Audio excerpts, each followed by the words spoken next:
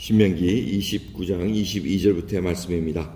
너희 뒤에 일어나는 너희 자손과 원방에서 오는 객이 그 땅의 재앙과 여호와께서 그 땅에 유행시키는 질병을 보며 그 온 땅이 유황이 되며 소금이 되며 또 불에 타서 심지도 못하며 결실함도 없으며 거기 아무 풀도 나지 아니함이 옛적에 여호와께서 진노와 분한으로 회멸하신 소돔과 고모라와 아드마와 스보임의 무너짐과 같음을 보고 말할 것이요 열방 사람들도 말하기를 여호와께서 어찌하여 이 땅에 이같이 행하셨느냐 이같이 크고 열렬하게 노하심은 무슨 뜻이뇨 하면 그때 사람들이 대답하기를 그 무리가 자기의 조상 하나님 여호와께서 그 조상을 애굽에서 인도하여 내실 때 더불어 세우신 언약을 버리고 가서 자기들이 알지도 못하고 여호와께서 그들에게 주시지도 아니한 다른 신들을 섬겨 그에게 절한 까닭이라.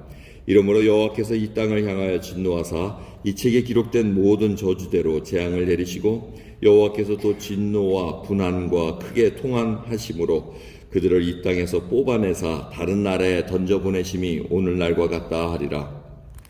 오묘한 일은 우리 하나님 여호와께 속하였거니와 나타난 일은 영구히 우리와 우리 자손에게 속하였나니 이는 우리로 이 율법의 모든 말씀을 행하게 하심이니라. 아멘. 모세는 마치 이스라엘의 백성들의 그 마지막을 다 본듯한 것 같이 이렇게 얘기를 합니다. 그 땅에 역병이 나오고 재앙이 계속 있을 때는 이제 열방들이 온다는 겁니다. 이미 하나님은 언약을 버리고 우상을 섬기는 그 백성들, 이스라엘 백성들을 다 흩어버렸다고 얘기를 하십니다. 그래서 그 땅은 쓸모가 없습니다. 유황같이 됐다 그럽니다. 그리고 불에 타서 심지도 못하는 결실함 없는 그런 아주 불모지 땅으로 변했다는 겁니다.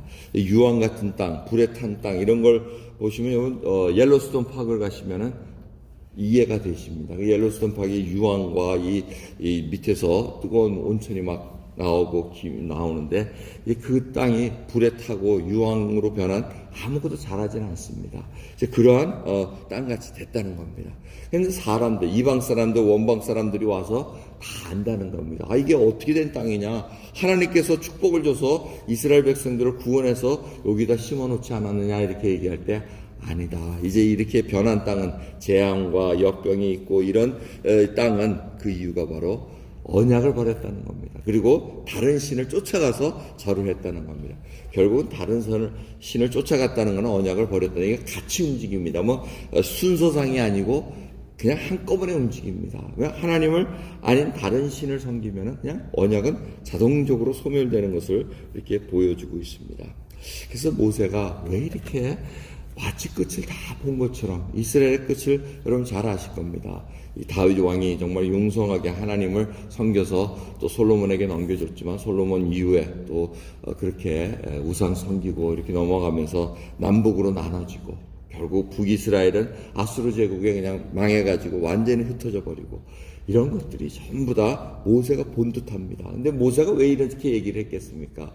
모세는 이스라엘 백성을 너무나도 잘 알았다는 겁니다. 40년간 광야에 이렇게 다 인도에서 내서 봤더니 정말 우상 섬기기를 너무나 좋아했고 자기가 잠깐 없는 사이에 그냥 금송아지 만들어가지고 섬기는 이런 그리고 목이 곧은 백성 정말 툭하면 불평하고 툭하면 하나님한테 하나님이 무슨 뭐가 ATM 머신이라도 되느냐 그냥 내 나라 이런 식으로 불평하는 걸 보고 정말 염려스럽고 걱정스러웠다는 겁니다. 끝은 분명히 이렇게 될 터인데 이것이 얼마나 안타까운 마음으로 지금 경고를 해주는 겁니다. 정말 하나님 외에 다른 신 섬기지 말고 벗어나지 말라고 얘기합니다. 자, 근데 저희들이 이 얘기는 결국 뭡니까? 하나님께서 원하시는 건 뭡니까? 하나님은 우리를 벌 주시려는 분이 아니라는 겁니다. 하나님은 이스라엘 백성들을 구원시키신 것처럼 자기의 백성으로 삼으신 것처럼 그들의 하나님이 되고 하신 것처럼 우리들도 예수 그리스도를 통해서 저희를 구원시키고 자신의 자녀로 삼아주셨다는 겁니다. 이 관계입니다. 관계. 부모의 자녀의 관계를 우리가 잘 이해를 하면은 하나님을 섬기는 것도 우리가 충분히 이해를 합니다. 제가 몇 번 말씀드렸지만 우리 자녀들이 부모한테 계속 내가 이걸 잘하면 부모님이 나한테 잘해 주실 거야. 그러니까 그냥 억지로 잘하는 거. 부모가 잘해 줄 테니까 내가 이렇게 잘해야 된다는 이런 관계가 아니라는 겁니다. 이렇게 뭐 주고받고 하는 보응의 관계가 아니라 정말 부모기 때문에 정말 마음속에 이 베풀어 주신 사랑이 얼마나 큰지 이러한 것들을 알고 스스로 정말 하나님께 섬기는 마음, 이거를 깨닫는 순간 달라집니다. 행동이 달라집니다. 이 부모님의 그 사랑이 얼마나 큰지, 나를 이렇게 애를 쓰시면서 정말 진자리 마른 자리 다 갈아주시면서 키워주신 은혜, 자식을 키워보면 다 깨닫지 않습니까?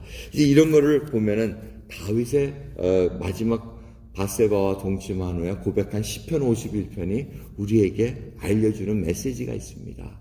시편 51편을 보시면은 다윗이 굉장히 괴로워합니다.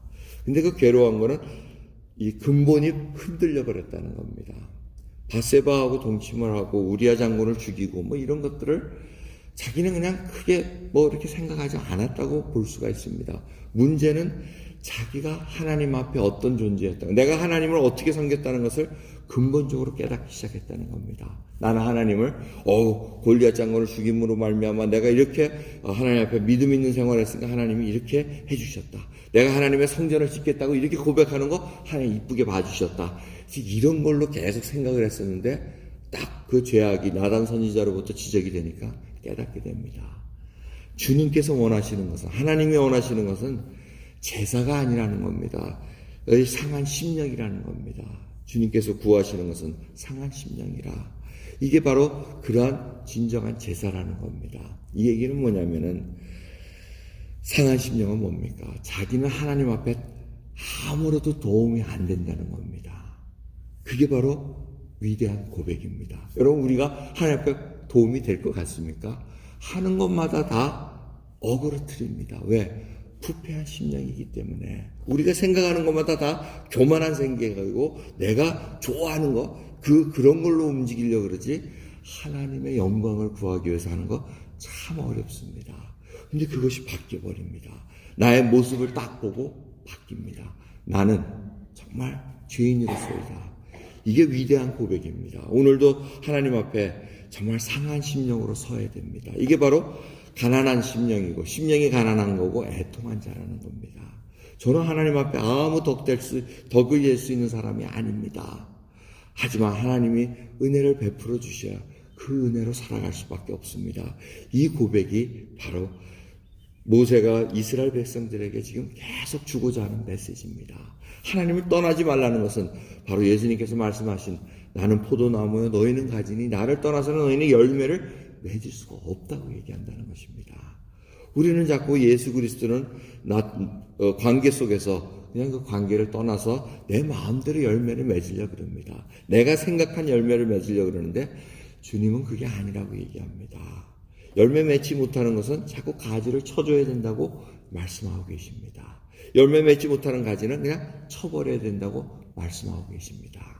이 하나하나가 예수님과의 관계 속에서 내가 어떤 모습으로 살아가야 되는가, 진정으로 예수님이 나의 모든 것이 되는가, 여러분 오늘 한번 물어보시기 바랍니다. 주님 앞에 우리의 끝을 이제 여러분 한번 보시기 바랍니다. 지금 이 전염병 시대에 이렇게 다 지나가면서, 이 바이러스가 지나가면서 정말 마지막 때가 저희가 어떻게 생각하나, 어떻게 맞이해야 되나 생각해 봐야 됩니다. 정말 어떻게 하다 보면은 바이러스가 걸려서 연약한 분들은 돌아가실 수도 있습니다. 피해갈 수가 없습니다. 근데 그것을 정말 조심해서, 근데 마지막 이제 진짜 어떤 일이 생겨가지고 마지막이 됐다. 정말 내가 하나님 앞에 어떤 모습으로 가야 되는가, 준비됐는가, 달려온 길이 무슨 길인가, 정말 신앙의 길을 주님 위해서 달려왔는가, 아니면 주님의 이름을 빌려서 나의 영광을 드러내기 위해서 달려왔는가, 내 자존심을 세우기 위해서 주님을 사용했는가, 이 하나하나가 다 이제는 점검되어지고 버려야 될 것을 버려져야 됩니다. 정말 하나님 한 분만이 가장 귀하고 우리 주 예수 그리스도만이 나의 모든 것 된다는 그 고백으로 이 하루를 시작하시면서 우리의 인생을 끝까지 달려갈 수 있는 저와 여러분 되기를 간절히 예수 그리스도의 이름으로 축원합니다. 기도하겠습니다. 하나님 아버지, 오늘도 주님 앞에 씁니다.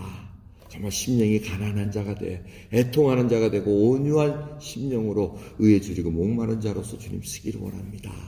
그래야 진정으로 화평케 하는 자로 궁유를 베푸는 자로서 마음이 청결한 자로서 이제는 의를 위해 핍박을 받을지라도 기뻐할 수 있고 하나님을 위해서 정말 합당한 자로 여기심을 받은 것을 기뻐할 수 있는 저희들 되기 원합니다. 저희가 진정으로 예수 그리스도의 복음을 위해서 어떠한 고난을 받았습니까? 정말 주님 다시 한번 예수 그리스도의 그 십자가에서 저희를 위해서 흘리신 그 놀라운 은혜를 다시 한번 생각하게 하시고 우리가 어떠한 위치에 있는가 생각할 수 있는 저희들 될 수 있도록 은혜 베풀어 주시옵소서. 감사드리며 우리 예수 그리스도의 이름으로 기도드리옵나이다. 아멘.